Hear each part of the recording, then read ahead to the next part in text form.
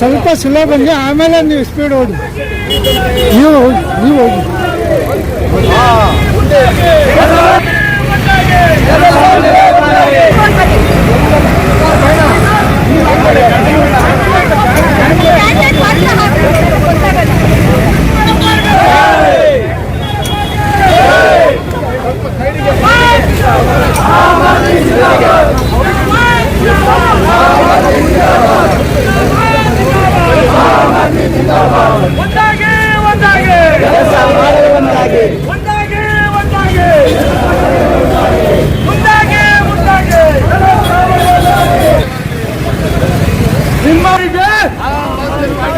ನಿಮ್ಮ ಮತ ಯಾರಿಗೆ?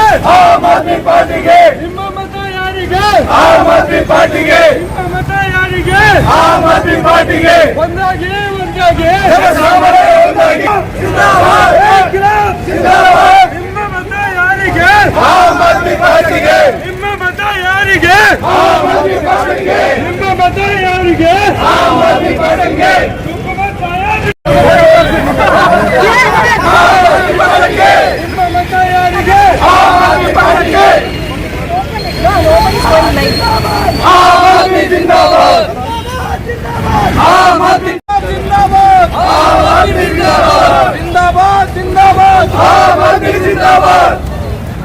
ಜನಸಾಮಾನ್ಯರ ಒಂದಾಗಿ, ರಸ್ತರ ವಿರುದ್ಧ ಒಂದಾಗಿ, ರಸ್ತರ ವಿರುದ್ಧ ಒಂದಾಗಿ, ಬೆಂಬಲಿಸಿ ಬೆಂಬಲಿಸಿ ಬೆಂಬಲಿಸಿ ಬೆಂಬಲಿಸಿ ಮುಂದಾಗಿ ಮುಂದಾಗಿ.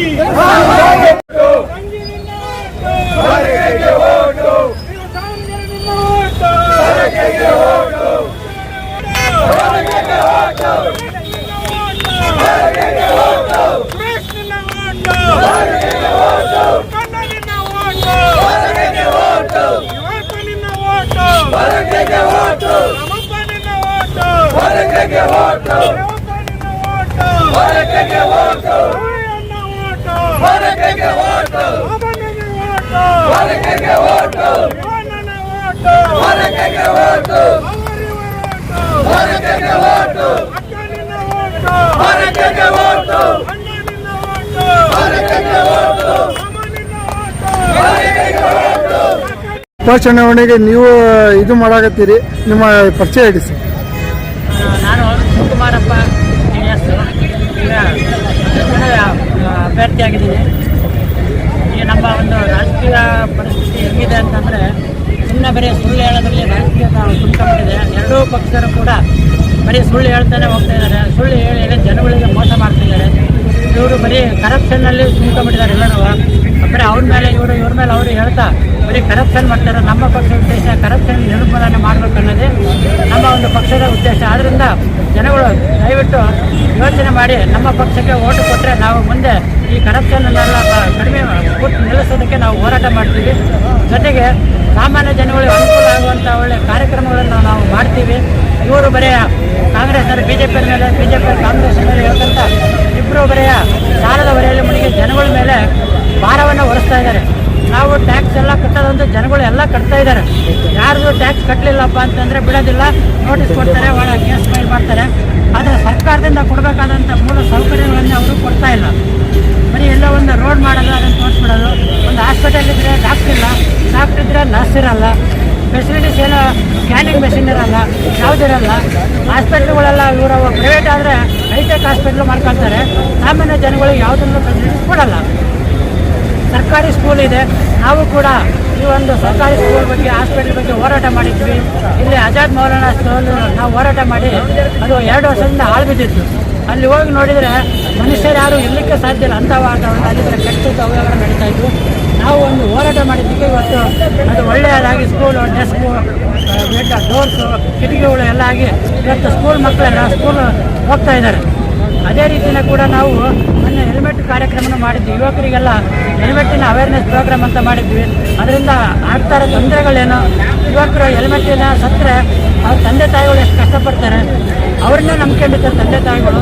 ಆದರೆ ಇವರು ಹುಡುಗಾಟ ಮಾಡಿ ಜೀವನ ಹಾಳು ಮಾಡ್ಕೊಂಡು ತಂದೆ ತಾಯಿಗಳಿಗೂ ಭಾರ ಆಗ್ತಾರೆ, ತಂದೆ ತಾಯಿಗಳಿಗೂ ತೊಂದರೆ ಕೊಡ್ತಾರೆ. ಈ ರೀತಿ ಸಾಕಷ್ಟು ನಾವು ಹೋರಾಟ ಮಾಡ್ತಾ ಇದ್ದೀವಿ. ಇಲ್ಲಿ ಹಳೆ ಹಾಸ್ಪಿಟಲ್ ಇತ್ತು, ಅಲ್ಲಿ ಕೂಡ ನಾವು ಒಂದು ಹೋರಾಟ ಮಾಡಿದ್ದೀವಿ.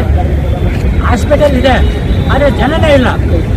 ಡಾಕ್ಟ್ರ್ ಬೆಳಗ್ಗೆ 10 ಗಂಟೆಗೆ ಬಂದರೆ 5 ಗಂಟೆಗೆ ಹೋಗ್ಬಿಡ್ತಾರೆ. ರಾತ್ರಿ ಏನಾದರೂ ಯಾರಾದರೂ ಸೀರಿಯಸ್ ಆದರೆ ಅದು ನೋಡೋರೇ ಇರಲಿಲ್ಲ. ನಾವು ಕೂಡ ಅದರ ಬಗ್ಗೆ ಹೋರಾಟ ಮಾಡಿದ್ವಿ. ನಮ್ಮ ದೆಹಲಿಯಿಂದ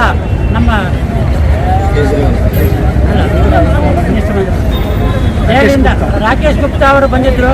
ಬಂದು ಅವರು ಕೂಡ ಧರಣಿಯಲ್ಲಿ ಭಾಗವಹಿಸಿ ಆ ಒಂದು ಕಾರ್ಯಕ್ರಮ ಯಶಸ್ವಿ ಮಾಡಿಕೊಟ್ಟಿದ್ದಕ್ಕೆ ನಮಗೆ ಅಲ್ಲಿ ಹಾಸ್ಪಿಟಲ್ಲಿ ಕೂಡ ರಾತ್ರಿ ಡಾಕ್ಟರ್ ಫೆಸಿಲಿಟೀಸ್ ಕೊಟ್ಟಿದ್ದಾರೆ.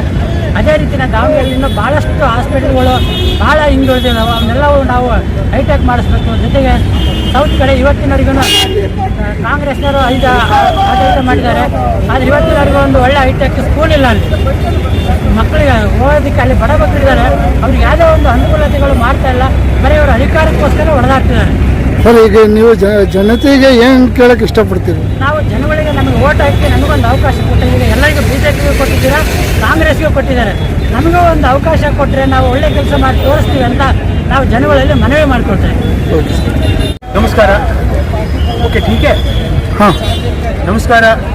ಇವತ್ತಿನ ದಿವಸ ನಾವು ದಾವಣಗೆರೆಯಲ್ಲಿ ಉಪಚುನಾವಣೆಗೆ ನಾಮಪತ್ರ ಸಲ್ಲಿಕೆಗೆ ಬಂದಿದ್ದೀವಿ. ನಮ್ಮ ಇಲ್ಲಿನ ಅಭ್ಯರ್ಥಿ ನಮ್ಮ ಜಿಲ್ಲಾ ಅಧ್ಯಕ್ಷರಾಗಿ ಶ್ರೀ ಶಿವಕುಮಾರಪ್ಪ ಅವರು ಇಲ್ಲಿಂದ ಕಣಕ್ಕಿಳಿದಿದ್ದಾರೆ. ಆಮ್ ಆದ್ಮಿ ಪಕ್ಷ ದೆಹಲಿ ಹಾಗೂ ಪಂಜಾಬಲ್ಲಿ ಮಾಡಿರೋ ಕೆಲಸಗಳು ಅಂತಾರಾಷ್ಟ್ರೀಯ ಮಟ್ಟದಲ್ಲೆಲ್ಲ ಸುದ್ದಿಯಾಗಿದೆ. ನಮ್ಮ ಆದ್ಯತೆ ಸಾರ್ವಜನಿಕರಿಗೆ ಮೂಲಭೂತ ಸೌಕರ್ಯಗಳು, ಸೌಲಭ್ಯಗಳನ್ನ ತಲುಪಿಸೋದು. ದೊಡ್ಡ ದೊಡ್ಡ ಮಾತು ಚೈನಾ, ಇಂಡಿಯಾ, ಅಮೆರಿಕಾ ಆ ಮಾತುಗಳಲ್ಲ.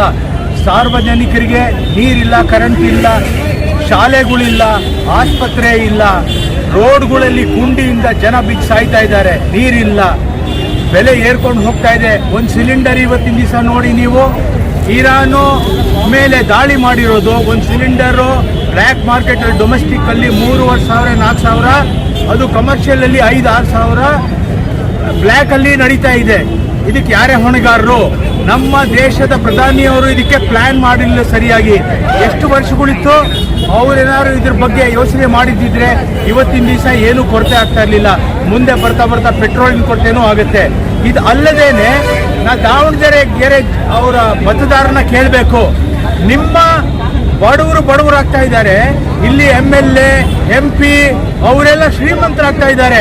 ದಾವಣಗೆರೆ ಎಂಟರ್ ಆಗಿ ಬಿಡೋವರೆಗೂ ನಾವು ಕಾರಲ್ಲಿ 45 ನಿಮಿಷ ಓಡಿಸಿದ್ರು MLAಗಳು ಸಂಪತ್ತು, ಅವ್ರ ಮಗ MLA ಅವ್ರ ಸಂಪತ್ತು, ಮಿನಿಸ್ಟರು, ಸೊಸೆ MP ಅವರು 1,000 ಕೋಟಿ ಬಾಳ್ತಾ ಇದ್ದಾರೆ.